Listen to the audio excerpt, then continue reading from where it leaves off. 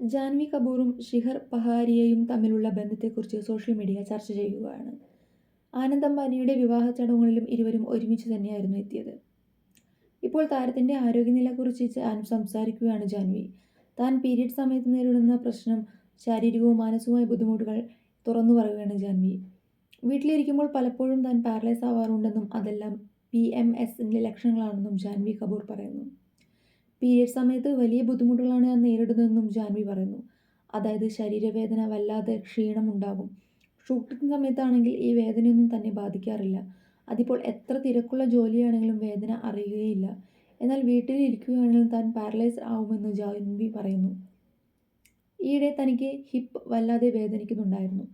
താൻ കരുതിയത് തനിക്കെന്തോ പരിക്ക് പറ്റി എന്നാണ്. അത്രയ്ക്കും അസഹനീയമായ വേദനയായിരുന്നു അത്.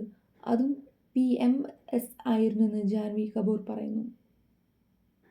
പീരിയഡ് സമയത്ത് താൻ ഇമോഷണലി വല്ലാതെ ബുദ്ധിമുട്ടുകൾ അനുഭവിക്കാറുണ്ട്. അങ്ങനെ ഒരു മെൻ്റൽ കണ്ടീഷനിലായിരുന്നു കാമുകൻ ഷിഖറിനെ ബ്രേക്കപ്പ് ചെയ്തതും. അത് വല്ലാതെ മാനസിക വിഷമമുണ്ടാക്കി. അതിൻ്റെ പേരിൽ ഒരുപാട് കരഞ്ഞു.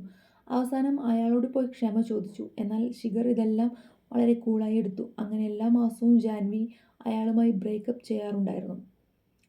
നിലവിൽ ഇരുവരും ഡേറ്റിംഗിലാണ്. ഇടയ്ക്കിടെ ബ്രേക്കപ്പ് ആവുകയും വീണ്ടും ഒരുമിക്കുകയും ചെയ്യുന്നു.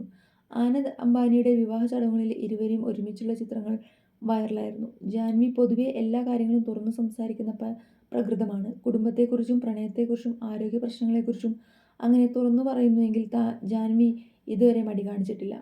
ആനന്ദ് അംബാനിയുടെ വിവാഹത്തിന് ശേഷം ഭക്ഷ്യ വിഷബാധ മൂലം ജാൻവി ആശുപത്രിയിലായിരുന്നു. അതെല്ലാം സുഖം പ്രാപിച്ചു.